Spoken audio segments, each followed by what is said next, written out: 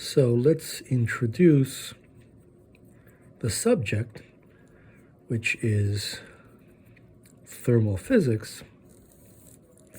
Try to describe what it's all about. So we have seen in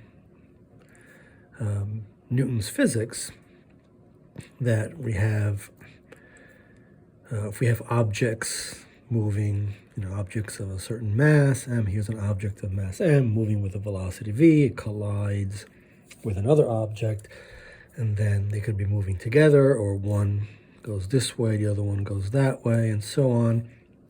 And we've identified, well, in this case, we would call it momentum conservation, right? There's a principle here. Momentum is conserved in the collision. And in many of these cases, we have seen applied the principle of energy conservation. So these are principles. So for example, even in a case where the mechanical energy might not be conserved, mechanical energy is conserved in a situation where, for example, we launch an object from some height with some speed, and it has mass m, and it initially has potential energy, and then as it comes down, it's less potential and more kinetic. Even in a situation where we have an object that is moving with some initial speed and there's friction on the surface, and we know that we have some initial kinetic energy, and then when the object stops, we can evaluate the energy that is lost from the system, right? The mechanical energy is not conserved, but overall the energy is conserved, and so the energy goes somewhere else. That energy can be evaluated as the work done by friction. It's some positive term, right? So this is a frictional force, that's the distance the object traveled, if that's the coefficient of friction. So there's a transfer of energy, and that principle will essentially be generalized. So energy conservation, right? We sort of want to generalize this principle, or maybe a better way of saying it is to apply it to more general situations where we're not dealing with one object or two objects, but we're dealing with a more realistic environment where there are many objects. This could be materials or gases. In fact, we'll start with gases because they're simpler. Here are a bunch of particles that are moving with velocities in sort of random directions. They will collide, they can stick to each other, they can do what these objects do. Right? We'll have transfers of energy. We'll have things that look like friction. And when we analyze systems like this, it's fair to say that there are actually no new principles. So I think it's a mistake to think about the subject as new principles, but we have new relations. So new relations emerge from the same principles.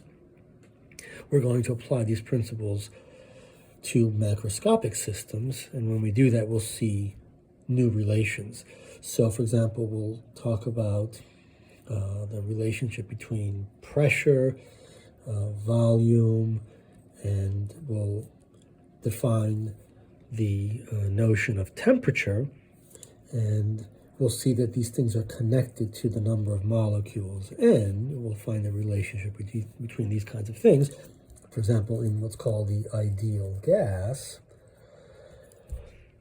But this is not a new principle. It's just a result of principles that we've already identified applied to a macroscopic system, a gas, where we treat things in a simplified way.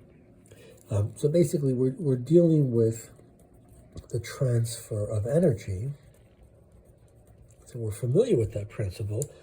And when we have a macroscopic system, this basically ends up looking like, we're thinking of collisions and transfer of energy of motion. The collisions, when we have a macroscopic system with many, many particles, this looks like, we refer to this kind of thing as conduction, but it's not a new principle. If we take a system, an entire system, and we bring it into contact with another, then, so we sort of take big pieces or big chunks and move them around, then we're transferring energy, and we use a technical term called convection, but there's no new principle there.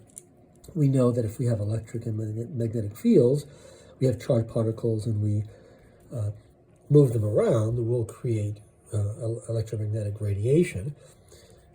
And so we can transfer energy via electromagnetic radiation. But these are not new principles. And so when we combine these things, we'll end up with things like the so-called first law of thermodynamics.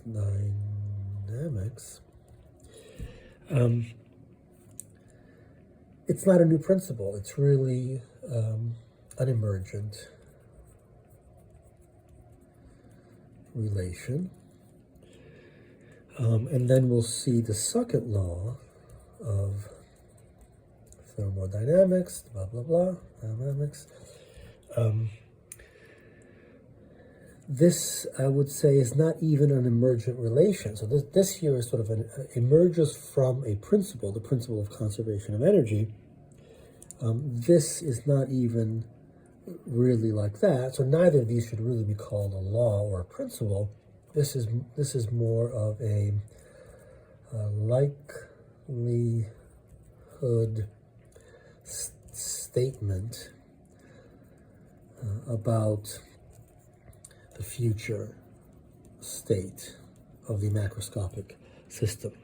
So we're not really uncovering new laws, but in order to explore the world that we live in a macroscopic world, we need these emergent relations that come from the underlying fundamental laws.